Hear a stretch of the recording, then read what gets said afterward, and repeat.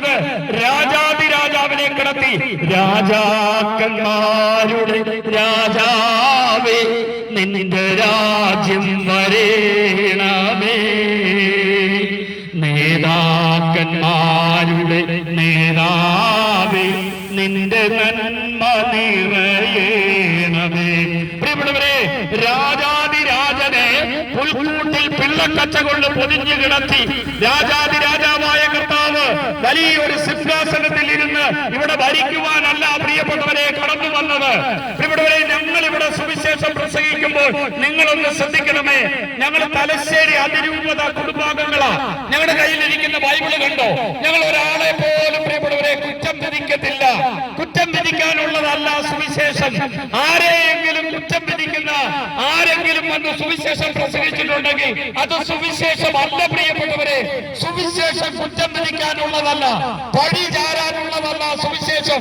യേശുവിന്റെ ചരിത്രം, അതായത് മിശിഹ ചരിത്രം എവിടെയൊക്കെ പ്രസംഗിക്കപ്പെടുന്നുണ്ടോ അത് സുവിശേഷമാ. അതിന്റെ പേര് ഹൃദയ മനപരിവർത്തനം എന്ന് പറയും. അനേക വ്യക്തികൾക്ക് യേശുവിന്റെ സുവിശേഷം കേൾക്കുമ്പോൾ മനപരിവർത്തനം ഉണ്ടായിട്ടുണ്ട്. 2000 വർഷമായിട്ട് സുവിശേഷം പ്രഘോഷിക്കപ്പെട്ടുകൊണ്ടിരിക്കുക. പ്രിയപ്പെട്ടവരെ, 33 വയസ്സുവരെ ഇവിടെ ജീവിച്ച യേശു ക്രിസ്തു മരിച്ചവരെ ഉയർപ്പിച്ചില്ലേ?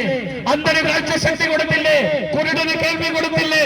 പിശാചിനെ ബഹിഷ്കരിച്ചില്ലേ? പ്രിയപ്പെട്ടവരെ, കുഷ്ഠരോഗം വന്നാൽ വഴിമാറിപ്പോകുന്ന മനുഷ്യരുടെ ഇടയിൽ കുഷ്ഠരോഗിയെ ചേർത്ത് പിടിച്ച് ചുംബിച്ചില്ലേ? അത്യുന്നതനായ ദൈവം പാപത്തിൽ പിടിക്കപ്പെട്ടവരെ, കല്ലെറിഞ്ഞു കൊല്ലുന്നവരെ, സമൂഹം തരം താഴ്ത്തിയിട്ടിരുന്നവരെ, സമൂഹം ചാപ്പ കുത്തിയിട്ടിരുന്നവരെ കർത്താവ് ചേർത്ത് പിടിച്ച് ചുംബിച്ചില്ലേ? അതുകൊണ്ടല്ലേ യേശു ക്രിസ്തു പറഞ്ഞു, ഞാൻ നിയമത്തെയോ പ്രവാചകന്മാരെയോ അസാധുവാക്കുവാനായിട്ട് കടന്നു വന്നതല്ല, പ്രവാചകന്മാരെയും വിശുദ്ധന്മാരെയും ഒക്കെ പൂർത്തീകരിക്കലാണ് എന്റെ ഉദ്ദേശം എന്ന് പറഞ്ഞു യേശു ക്രിസ്തു. പ്രിയപ്പെട്ടവരെ, ഈ യേശു ക്രിസ്തു ഗാഗുൽത്തായിലോളം നിങ്ങളൊന്ന് ചിന്തിച്ചു നോക്കിക്കേ. പൊന്തിയോസ് പീലാത്തോസിന്റെ മുമ്പില് യേശു ക്രിസ്തു നിൽക്കുന്നു. പൊന്തിയോസ് പീലാത്തോസ് യേശുവിനോട് ചോദിക്കുന്നു, നിന്നെ മരണശിക്ഷയ്ക്ക് വിധിക്കാതെ വെറുതെ വിടുവാനായിട്ട് എനിക്ക് അധികാരമുണ്ടെന്ന് നീ അറിയുന്നില്ലേ? ഉടനെ പറയുകയാണ്, ഞാൻ എന്റെ പിതാവിനോട് അപേക്ഷിക്കുകയും 12-ലധികം വ്യൂഹം സൈന്യമിറങ്ങി നിനക്കെതിരെ യുദ്ധം ചെയ്ത് ഞാൻ വിജയിക്കത്തില്ല എന്ന് നിനക്ക് തോന്നുന്നുണ്ടോ? പ്രിയപ്പെട്ടവരെ, യേശു ക്രിസ്തു കുരിശിൽ കിടക്കുമ്പോൾ നിങ്ങളൊന്ന് ശ്രദ്ധിച്ചു നോക്കിക്കേ. പ്രിയ സഹോദരങ്ങളെ, 12-ലധികം വ്യൂഹം സൈന്യമിറങ്ങി തന്നെ തന്റെ പോരാളികളോട് ജയിച്ച് വിജയസഭയിലേക്ക് ചേർക്കുവാൻ അധികാരമുള്ള രാജാതിരാജാവ് ഇപ്പൊ കുരിശിൽ കിടക്കുന്നത് കണ്ടില്ലേ? പ്രിയപ്പെട്ടവരെ, രക്തക്കട്ടയായി ഒരു മുഷിഞ്ഞ പഴന്തുണി പോലെ കീറി മുറിക്കപ്പെട്ടവനായി, മുത്താടിന്റെ തോലുരിഞ്ഞതുപോലെ അവന്റെ ശരീരം എല്ലുകൾ വെളുപ്പെട്ടുന്ന രീതിയിൽ ആയി അവൻ അതേ കുരിശിൽ കിടക്കുന്നു. പവിത്ര പെസഹ കാലത്ത് 3 ന്യായാധിപന്മാര് 4 തവണ വിധിക്കപ്പെട്ടു. ഒരിടത്തും ഒരു നീതി കിട്ടിയില്ല. എങ്ങനെയാണ് പ്രിയപ്പെട്ടവരെ യേശുവിനെ കുരിശിൽ തറച്ചത്? എങ്ങനെയാണ്? പൊന്തിയോസ് പീലാത്തോസ് പറഞ്ഞു, ഈ നീതിമാന്റെ രക്തത്തിൽ എനിക്ക് പങ്കില്ല. പിന്നെയോ രാജാവിന്റെ ഭാര്യ പറഞ്ഞു, ആ നീതിമാന്റെ കാര്യത്തിൽ ഇടപെടരുത്. പിന്നെ എങ്ങനെയാണ് അവര് ക്രിസ്തുവിനെ കുരിശിൽ തൂക്കിയത്? വലതുവശത്തെ കള്ളം പറഞ്ഞു, നീ നിന്റെ രാജ്യത്തെ പ്രവേശിക്കുമ്പോൾ എന്നെയും ചേർക്കണമേ.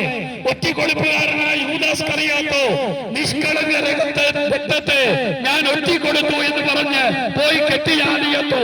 അതുകൊണ്ട് പ്രിയരെ, ഇവിടെ ആരെങ്കിലും ബൈബിൾ അറിയാത്തവരുണ്ടെങ്കിൽ നിങ്ങളുടെ ദൈവം മരിച്ചവരെ ഉയർപ്പിച്ച ദൈവമാണെന്ന് നിങ്ങൾ പറയുന്നു. എന്നിട്ട് തന്നെ രക്ഷിക്കാൻ കഴിവില്ലാതെ കുരിശിൽ നിങ്ങളുടെ ദൈവം പിടഞ്ഞു മരിച്ചു എന്നൊരു ചോദ്യം നിങ്ങൾ ചോദിക്കുകയാണെങ്കിൽ, പ്രിയ സഹോദരങ്ങളെ, വിശ്വാസികളുടെ പിതാവെന്ന് പറയുന്ന അബ്രഹാമിനോട് ഒരു കാലത്ത് ദൈവം പറഞ്ഞു, നീ നിന്റെ പുത്രനെ മോറിയ മലയിൽ കൊണ്ടുപോയി ബലി കഴിക്കുക. അവനൊന്നും ശങ്കിക്കാതെ ദൈവം പറഞ്ഞത് കേട്ട് അബ്രഹാം അതിരാവിലെ കുതിരയ്ക്ക് ജിനിയിട്ട് വിറകെടുത്തു വെച്ച് കത്തിയെടുത്തു വെച്ച് തന്റെ പുത്രനെ കുതിരപ്പുറത്ത് കയറ്റി മോറിയ മലയിൽ കൊണ്ടുപോയി അവിടെ പുത്രനെ ബലി കഴിക്കുവാൻ വിറകിന്റെ മുകളിൽ വെച്ചു. പ്രിയപ്പെട്ടവരെ, വരാൻ പോകുന്ന ഒരു വലിയ ബലിയുടെ ഒരു റിഹേഴ്സലായിരുന്നു അവിടെ നടന്നത്. ഹല്ലേലൂയ! ഒരു വലിയ ബലി ദൈവം ഒരുക്കിയിട്ടുണ്ടായിരുന്നു.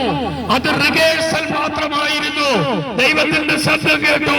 മുള്ളിനുള്ളിൽ കൊമ്പുടക്കി കിടക്കുന്ന ഒരു മുട്ടാടിനെ നീ കാണുന്നില്ലേ? അതിനെ നീ ബലി കഴിച്ചു കൊള്ളുക. പ്രിയപ്പെട്ടവരെ, പിന്നീട് ആ ബലിയുടെ അസല് കണ്ടത് എവിടെയാണ്? ഗാഗുൽത്താ മലയില് കുരിശിൽ തൂങ്ങി ക്രിസ്തു കിടക്കുന്നു. നിങ്ങളൊന്ന് നോക്കിക്കേ, ആകാശത്തോളം ഉയർന്നു നിൽക്കുന്ന ക്രിസ്തുവിന്റെ കുരിശിനെ നിങ്ങളൊന്ന് കണ്ടു നോക്കിക്കേ. പ്രിയപ്പെട്ടവരെ, ഈ ബലിക്ക് കുരിശിനെ വിട്ടുകൊടുത്തത് പിതാവായ ദൈവമാണ്. അല്ലാതെ പൊന്തിയോസ് പീലാത്തോസോ യൂദാസ് കറിയാത്തോ ഒന്നുമല്ല ക്രിസ്തുവിനെ മരണശിക്ഷയ്ക്ക് ഏൽപ്പിച്ചു കൊടുത്തത്. കാരണം എന്തായിരുന്നെന്നറിയാവോ? കുഞ്ഞെ, നിന്റെ ആത്മാവിന് വിലയുള്ളതാണ്. നീ പാപം ചെയ്ത് നശിച്ചു പോകുമ്പോൾ നിന്റെ ആത്മാവിനെ സൃഷ്ടിച്ച ദൈവത്തിന് മാത്രമേ നോവത്തുള്ളൂ. നിന്റെ ആത്മാവ് നശിച്ചു പോകുമ്പോൾ ഭാര്യയ്ക്കോ ഭർത്താവിനെ ഒന്നും അധികം നോവുകയില്ല, മക്കൾക്കൊന്നും അധികം നോവുകയില്ല. കാരണം അവരാരുമല്ല നിന്റെ ആത്മാവിനെ സൃഷ്ടിച്ചത്. നിന്റെ ആത്മാവിനെ സൃഷ്ടിച്ചത് ദൈവമായ കർത്താവാണ്. ഹല്ലേലൂയ. അതുകൊണ്ട് നമ്മുടെ ആത്മാവ് ഇപ്പോൾ എന്റെ ശരീരത്തിലുള്ള ഈ ആത്മാവ് ദൈവത്തിൽ നിന്ന് വന്നു. ഞാൻ മരിച്ചു പോകുമ്പോൾ എന്റെ ആത്മാവ് ദൈവത്തിലേക്ക് മടങ്ങും. ഇതാണ് സത്യം. അതിന് നിന്റെ പവർ, നിന്റെ അധികാരം, നീ കലക്ടർ ആയിരിക്കാം, MBBS IAS ഒക്കെ ഡിഗ്രിയുള്ള വ്യക്തിയായിരിക്കാം, 50,000 60,000 1 ലക്ഷമോ ശമ്പളം മേടിക്കുന്ന ഒരു വ്യക്തിയായിരിക്കാം. നീ അയർലൻഡിലോ UK-യിലോ കാനഡയിലോ ജോലി ചെയ്ത വലിയൊരു വ്യക്തിയായിരിക്കാം.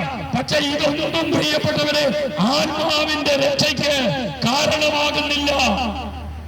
ആത്മാവിന്റെ രക്ഷയ്ക്ക് കാരണമാകുന്നത് പാപമാണെന്നറിഞ്ഞിട്ട് ആ പാപത്തിൽ നിന്ന് മാറി നടക്കുന്നവൻ ആത്മാവിന്റെ രക്ഷയ്ക്ക് കാരണഭൂതന.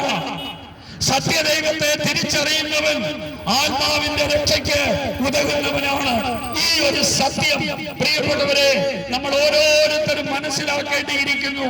അതുകൊണ്ട് നമ്മുടെ പാപങ്ങൾക്ക് വേണ്ടി മിശിഹാ തമ്പുരാൻ കുരിശിൽ 3 മണിക്കൂർ നേരം ഒരു കുഷ്ഠരോഗിയെ പോലെ തൂങ്ങിക്കിടന്നുകൊണ്ട് പ്രിയരെ വേദന സഹിച്ചു മരിക്കാൻ നേരത്ത് പോലും പിതാവായ ദൈവം പോലും ഒരു പക്ഷേ തന്നെ ഈ പീഡിപ്പിച്ചവരെ ദ്രോഹിക്കുമോ അല്ലെങ്കിൽ ശിക്ഷിക്കുമോ എന്ന് മനസ്സിലാക്കിയ യേശുക്രിസ്തു പറയുകയാണ്, പിതാവേ, ഇവർ ചെയ്യുന്നത് എന്തെന്നറിയായികയാൽ ഇവരോട് ക്ഷമിക്കണമേ.